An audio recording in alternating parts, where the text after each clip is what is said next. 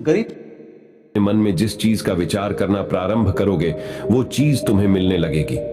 एक दिन गौतम बुद्ध से एक शिष्य ने पूछा, है महात्मा, क्या ऐसा संभव है जो मैं मेरे मन में सोचूं वो सारी चीजें अपने आप मुझे मिलना शुरू हो? बुद्ध उस शिष्य से बोले, ऐसा संभव तो है, लेकिन क्या इसके लिए तुम ये दो चीजें कर पाओगे? शिष्य बुद्ध से बोला, क्या सच में ऐसा संभव होता है? अगर हां तो है महात्मा, मुझ पर कृपा कर मुझे बताइए ऐसा होना कैसे संभव है, मैं इसके लिए कुछ भी करूंगा। बुद्ध उस शिष्य से बोले, तो सुनो, तुम अपने मन में जो चाहो वो तुम्हें मिलने लग जाए। इसका पहला उपाय यह है कि तुम्हें अपने मन को अपने नियंत्रण में लाना सीखना होगा। जब तुम्हारा मन पूरी तरह से तुम्हारे काबू में आएगा तब उस दिन तुम्हें अपनी मनचाही चीजें मिलना शुरू होंगी। शिष्य बुद्ध से बोला, लेकिन गुरुजी, मन को वश में कैसे लाया जाता है और इस समस्या का दूसरा उपाय क्या है? बुद्ध शिष्य से कहते हैं, मन को वश में लाने का सबसे पहला और महत्वपूर्ण उपाय अपने इंद्रियों को संयमित करना होता है। तुम्हारे पांचों इंद्रियां जब तुम्हारे वश में होंगी तभी तुम अपने मन को वश में करने में कामयाब हो पाओगे। शिष्य कहता है गुरुदेव, आप कहते हो कि इंद्रियों को काबू में करने से हमारा मन हमारे काबू में आएगा और फिर जो मैं मेरे मन में सोचूं वो चीज मुझे मिलने लगेगी। लेकिन गुरुदेव, इंद्रियां तो मेरे काबू में है। मैं जैसे चाहूं वैसे अपने हाथों को, आंखों को या फिर पैरों को हिला सकता हूं, फिर मुझे जो चाहे वो चीजें क्यों नहीं मिल पाती? बुद्ध शिष्य से कहते हैं, बालक, तुम अपने पांचों इंद्रियों की क्रिया के बारे में अपने मन में विचार कर रहे हो, लेकिन अपने पांचों इंद्रियों को अपने काबू में रखने का असली अर्थ यह है कि तुम्हें किसी भी भौतिक चीज का मोह न रहना।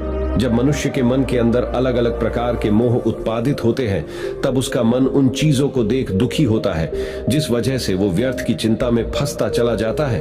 वही जिस इंसान का मन अपने काबू में होता है, ऐसा व्यक्ति किसी भी प्रकार के मन के छलावे में न फंसकर अपने लक्ष्य की ओर अग्रसर होता है और वही व्यक्ति जीवन में आगे जाकर अपने लक्ष्य को पूरा कर जीवन में सफल बन पाता है। शिष्य कहता है महात्मा, मन को वश में करने का सही उपाय क्या है? किस प्रकार मैं अपने मन को अपने वश में ला सकूंगा?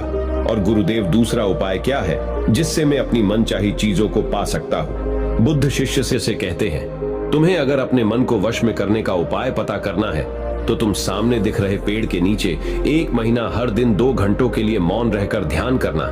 जैसे ही तुम्हारे इन 30 दिनों का सफर खत्म होगा वैसे ही तुम्हें अपने मन को काबू में करने का उपाय मिल जाएगा।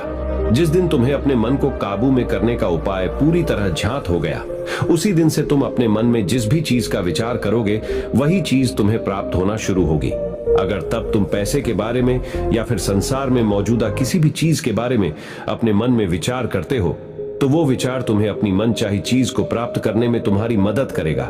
पर इसके लिए तुम्हें अपने मन को वश में कर पाना अत्यंत जरूरी है। जब तुम अपने मन को वश में कर लोगे तभी मैं तुम्हें दूसरे उपाय के बारे में बताऊंगा। शिष्य बुद्ध को प्रणाम कर कहता है, ये तो काफी आसान कार्य है। 1 महीना ही क्या, मैं 1 साल तक 2 घंटे उस पेड़ के नीचे बैठ सकता हूँ। आप मुझे आज्ञा दे, कल से ही मैं ध्यान में बैठने के लिए तैयार हूँ। बुद्ध शिष्य से बोले, ठीक है, तुम पहले 30 दिन उस पेड़ के नीचे मौन रहकर ध्यान करके दिखा दो, फिर हम आगे बात करेंगे। उस शिष्य को लगता है, गुरुदेव ने तो मुझे बहुत ही आसान कार्य सौंपा है, इसे मैं आसानता पूर्वक कर सकता हूँ, इसमें कौन सी बड़ी बात है? 1 महीना पेड़ के नीचे ध्यान ही तो लगाना है, इसे मैं आसानी से कर सकता हूँ। शिष्य दूसरे दिन गौतम बुद्ध को प्रणाम कर उस पेड़ के नीचे मौन रूप से बैठ गया। 3-4 दिन तक ऐसे ही चलता रहा। शिष्य हर दिन बुद्ध के पास जाता, उनको प्रणाम करता और उस पेड़ के नीचे जाकर मौन रूप से ध्यान करना प्रारंभ करता। लेकिन जब छठे दिन रोज की तरह शिष्य उस पेड़ के नीचे बैठने जाता है तब उस समय उसका मन बेकाबू होने लगता है। उसके मन में अलग अलग चीजों के विचार आना शुरू होते हैं। उसने अब तक जिस लोगों से बुरा बर्ताव किया, अपने साथ गुरुकुल में पढ़ रहे भाइयों को उसने हर बार कैसे मूर्ख बनाया और अपनी तारीफ करने के लिए गुरुजी को कब कब झूठ बोला, इन सारी बातों के विचार उसके मन में उत्पादित होने लगे, जिससे उसका पूरी तरह ध्यान में मन लगना बहुत ही मुश्किल होने लगा। थोड़े दिन बीते, आज उस शिष्य का मौन रहकर ध्यान करने का 17वां दिवस था, लेकिन उसके मन में बार बार आते हुए गलत विचार उसे ध्यान को ठीक से करने नहीं दे रहे थे। इसके लिए उसने मन में निर्णय किया, मैं इस समस्या का हल गुरुदेव से पूछता हूँ, उन्हें इसका हल जरूर पता होगा। 18वें दिन शिष्य के मुंह पर आ रहे भाव देखकर बुद्ध पहले ही समझ चुके थे कि आज ये सिर्फ प्रणाम करने नहीं अपितु किसी समस्या का हल पूछने आया है। शिष्य बुद्ध के पास जाता है और कहता है महात्मा, आपके बताए अनुसार मैं हर रोज 17 दिनों से उस पेड़ के नीचे ध्यान लगाने बैठ जाता हूं। शुरुआती दिनों में मैं जब ध्यान लगाने बैठता था तब मेरा मन पूरी तरह लगता था, लेकिन अब उस पेड़ के नीचे जब मैं अपना ध्यान लगाने बैठ जाता हूं तब मेरा ध्यान अच्छे से नहीं लग पाता। मेरे मन में अलग अलग प्रकार के विचार आते हैं। जो विचार मुझे आते हैं उनके बारे में सोचकर मुझे अपनी सोच के ऊपर गुस्सा आने लगता है। मैंने अपने गुरु भाइयों के साथ कितना गलत किया, कितनी ही बार मैंने आपसे प्रशंसा के खातिर झूठ बोला। इन सभी गलतर विचार मुझे अंदर से ही मैं अब तक कितना गलत था इस बात को उजागर करते हैं, जिस वजह से मेरा ध्यान पर मन लगना। तो दूर में ध्यान करते समय इन्हीं विचारों से झुंझता रहता हूं। है महात्मा, मुझ पर कृपा करें और मुझे इन गलत विचारों को अपने मन से पूरी तरह खत्म करने में सहायता कीजिए। बुद्ध शिष्य से कहते हैं, तुम्हें जब मैंने पहले दिन मौन रहकर पेड़ के नीचे बैठने के लिए कहा था तब तुम्हारे मन में किसी भी प्रकार के विचार नहीं आ रहे थे, लेकिन अब 18 दिन बीतने के बाद तुम्हारे मन में अपनी गलतियों के विचार उत्पादित हो चुके, जिसका कारण एक ही है। जब तुम अपने गुरु भाइयों के साथ मस्ती करते थे और सबको अपनी तारीफ करने के लिए झूठी कहानियां सुनाते थे, तब तुम शांत रह अपने मन से बातें न कर पूरे दिन गुरु भाइयों के सामने बढ़ावा करने में समय व्यतीत करते थे। लेकिन जब तुम्हारे अपने अंदर अपने मन से बातें करना प्रारंभ किया तो तुम्हें अपने आप ही अपनी गलतियों के बारे में विचार आने शुरू हुए, जिसका कारण एक ही है। व्यक्ति अपने आप से किसी भी सवाल को पूछता नहीं है। लोग शांत रहकर खुद से बात करना पसंद नहीं करते और दूसरों से अपनी समस्याओं का हल पूछकर उदास होते हैं। जब इंसान अपनी किसी भी प्रकार की समस्या का हल शांत रहकर अपने आप से पूछता है, तब उस वक्त उस व्यक्ति की बुद्धि खुद ब खुद उस समस्या को हल करने का रास्ता उस इंसान को बताना शुरू करती है। जब तुम अपने आप से बातें करना प्रारंभ करते हो तब तुम्हें खुद की अच्छाइयां और बुराइयां दोनों दिखना शुरू होती है, जिसका फायदा तुम्हें भविष्य में होना शुरू होता है। यानी जब तुम्हें अपनी गलतियां दिखती तब तुम उन पर शांति से काम कर अपने आप ही आगे बढ़ना शुरू कर देते हो, जिस वजह से तुम अपने मन में जिस भी चीज को सोचते हो उस चीज को प्राप्त करने का रास्ता तुम्हारी बुद्धि तुम्हें दिखाना शुरू करती है। बौद्ध कहते हैं, इसलिए मैंने पहले ही दिन तुम्हें बताया था, जैसे जैसे तुम शांत रहकर अपने मन से विचार करना शुरू करोगे वैसे वैसे तुम्हें अपनी मन चाही चीजें मिलना प्रारंभ होंगी। बुद्ध शिष्य से बोले, गुरुदेव, आपने मुझे दूसरा उपाय बताने का भी वादा किया था। मुझे लगता है वो उपाय इससे आसान होगा। कृपा कर मुझे दूसरा भी उपाय बताइए। बुद्ध शिष्य को बोले, मैं तुम्हें दूसरा उपाय तुम्हारे 30 दिन पूरे होते ही बता दूंगा। शिष्य बुद्ध को निराशा भरी नजरों से देखता है और वहां से चला जाता है। थोड़े दिन बीतते हैं। आज उस शिष्य के 30 दिन पूरे हो चुके थे। शिष्य बुद्ध के पास चला जाता है और बुद्ध से पूछता है गुरुदेव, मुझे मेरा मन इतना हल्का क्यों लग रहा है? आज मेरे मन में पहले से कम विचार आते हैं और मेरे मन में किसी चीज को प्राप्त करने का मोह भी नहीं है। लेकिन गुरुदेव, दूसरा उपाय क्या था जिसे आपने उस दिन नहीं बताया?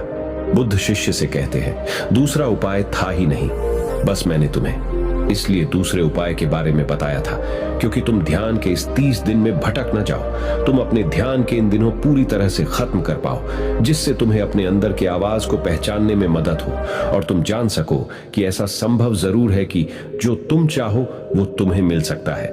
लेकिन अपने मन को वश में करने के बाद इसके रास्ते और भी ज्यादा आसान हो जाते हैं। इसलिए इंसान का मन अगर उसके वश में हो तो वो अपनी मन चाही चीज को प्राप्त करने में समर्थ रहता है। वही दोस्तों, गौतम बुद्ध की इस कहानी को आप अपने परिवार या मित्रों के साथ शेयर करके उन्हें भी बुद्ध के ज्ञान से अवगत करा सकते हैं।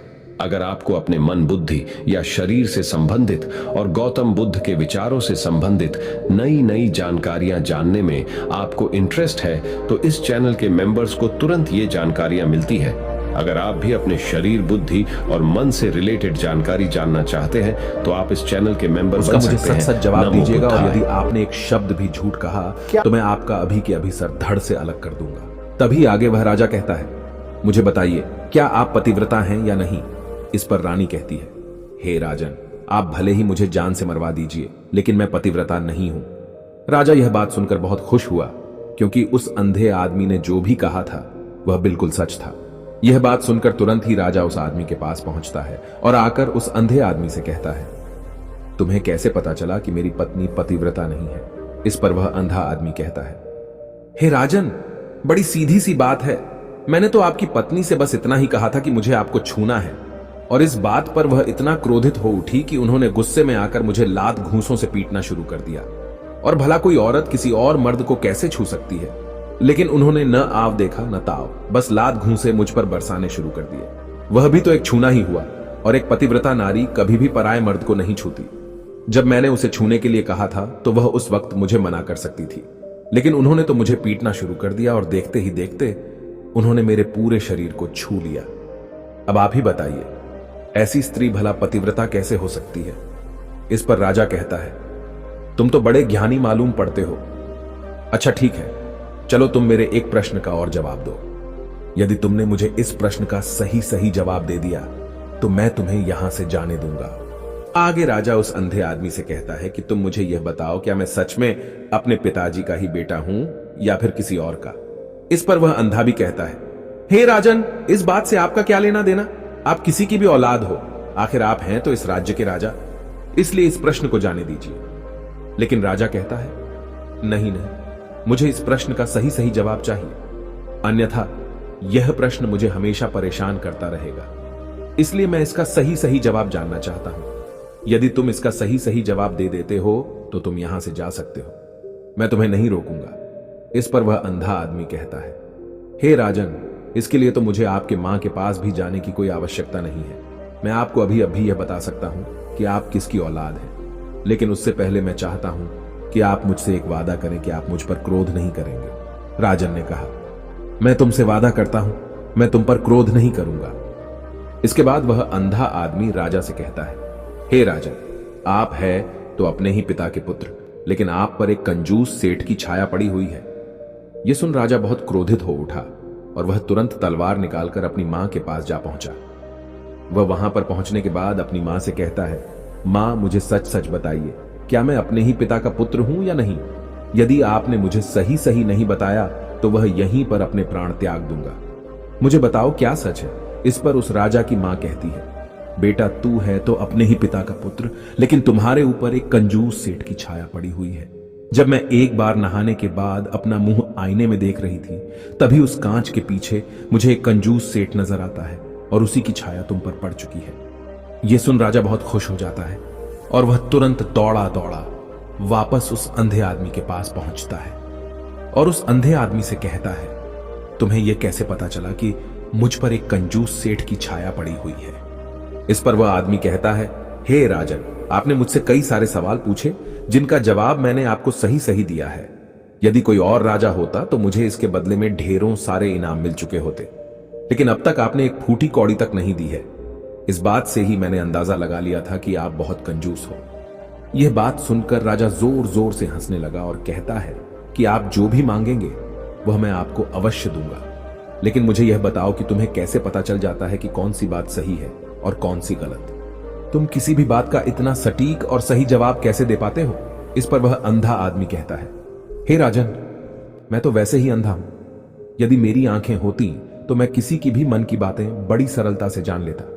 मन की एक भाषा होती है और यह भाषा मनुष्य के शरीर के व्यवहार के रूप में देखी जा सकती है।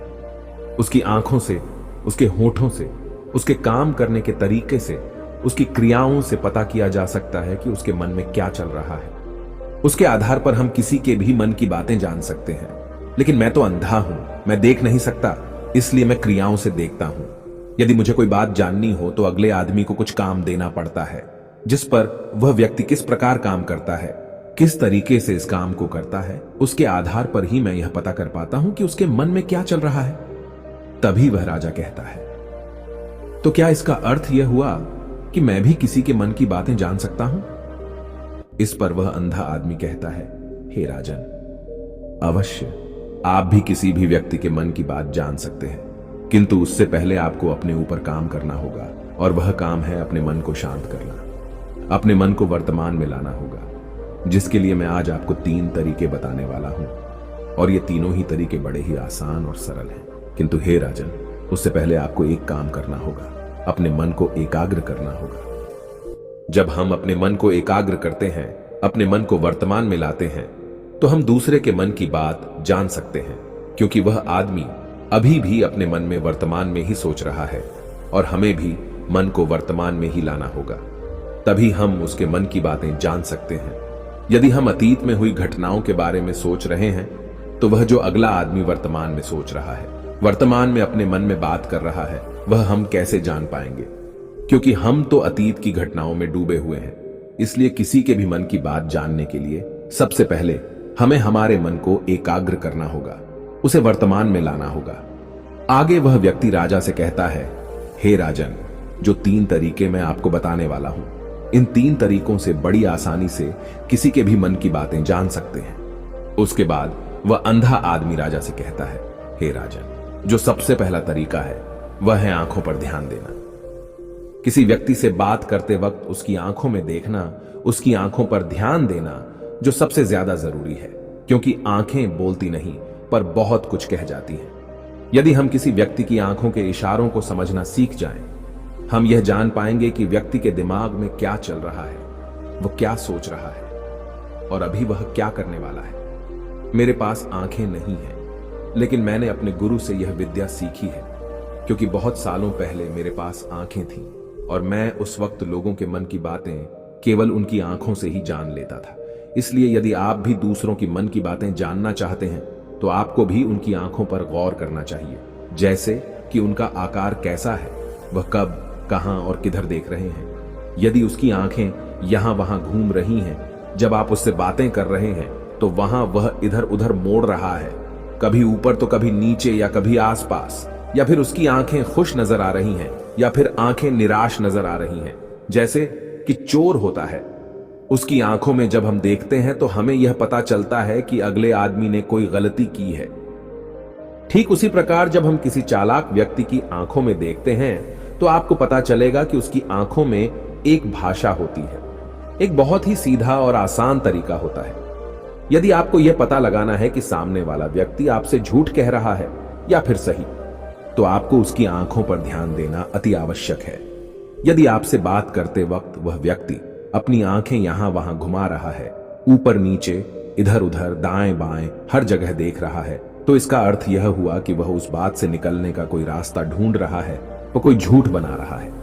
यदि सामने वाला व्यक्ति आपसे कुछ झूठ कहने का प्रयास कर रहा है तो वह आपसे नजर नहीं मिलाएगा। वह यहां वहां देखेगा, ऊपर नीचे देखेगा, लेकिन वह आपकी आंखों में आंखें डालकर कभी नहीं देख पाएगा, क्योंकि उसे डर है कि यदि उसने आपकी आंखों में आंखें डालकर देखी तो उसका झूठ पकड़ा जाएगा और लोगों को सच्चाई का पता चल जाएगा। और इसी प्रकार कुछ और भी भाषाएं होती हैं। जब आप किसी की आंखों में आंखें डालकर यह देखना शुरू कर देंगे कि उसके हाव भाव क्या है, ठीक उसी प्रकार चेहरे के हाव भाव होते हैं, जिससे हम मन की बातें बड़ी आसानी से समझ सकते हैं और इन्हें भी समझना बहुत जरूरी है। कभी कभी कोई व्यक्ति अपने चेहरे से जैसे आंख, होंठ और बहुत से कुछ अलग अलग व्यवहार करता है।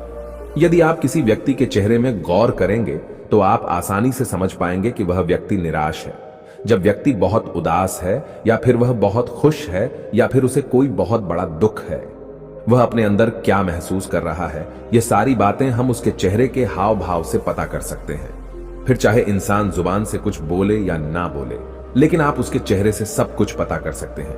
आगे व्यक्ति राजा से तीसरा तरीका बताते हुए कहता है, हे राजन, इसी प्रकार तीसरी भाषा भी है, अर्थात तीसरा तरीका भी है, और वह है हाथों के इशारे और शरीर का व्यवहार।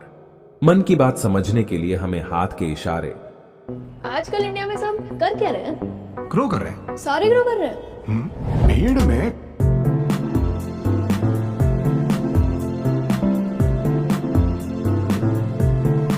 हाथ के इशारे और शरीर के व्यवहार को समझना बहुत आवश्यक है। कोई व्यक्ति जब बात करता है तो आपने देखा होगा कि वो अपने हाथों को हिलाता रहता है, अपने हाथों से इशारा करता रहता है। बातों के साथ साथ अपना शरीर का जो व्यवहार है, अर्थात बॉडी लैंग्वेज, उसका भी पूरा उपयोग करता है, जिससे हमें यह पता चल पाता है कि वह व्यक्ति हमारी बातों पर कितना ध्यान दे रहा है और उसके मन में क्या चल रहा है। शरीर के व्यवहार को देखने के लिए उसके हाथ मटकाने, शरीर मटकाने और चेहरे पर बार बार हाथ लाने, हाथों का एक दूसरे से मसलना, ऐसी बहुत सी क्रियाएं होती हैं, उस पर हमें ध्यान देना अति आवश्यक है। मन की बात को समझने के लिए हमें शरीर के व्यवहार को भी समझना पड़ता है। यदि हम इन 3 तरीकों को सही तरीके से ध्यान देकर इन 3 तरीकों को अच्छे से समझ लेते हैं तो हम बहुत जल्दी किसी भी व्यक्ति के मन की बातें बड़ी सरलता और सहजता से जान सकते हैं। इसलिए यदि आपको किसी के मन की बातें जानी है तो आपको उसकी आंखों पर, उसके चेहरे पर, उसके शरीर के हाव भाव को और उसके हाथों को ध्यानपूर्वक देखना और समझना होगा, जिससे आप यह समझ पाएंगे कि आखिरकार उसके मन में क्या चल रहा है और वह क्या सोच रहा है। लेकिन उनसे पहले आपको अपने मन को एकाग्र करना होगा, शांत करना होगा और अपने मन को वर्तमान में लाना होगा।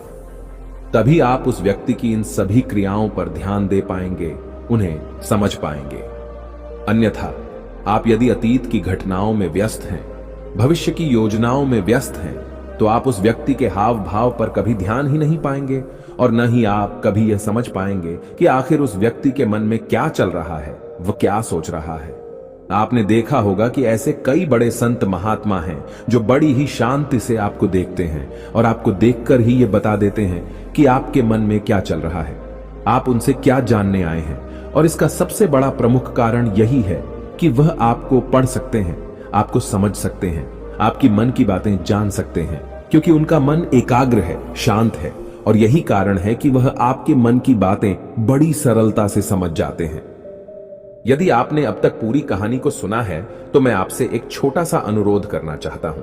कृपया इस चैनल को सब्सक्राइब करें ताकि मैं आपके लिए और भी ऐसी ही ज्ञान से भरपूर कहानियां लेकर आ सकूं। नमो बुद्धाय। मिलते हैं एक नई कहानी के साथ अगली वीडियो में।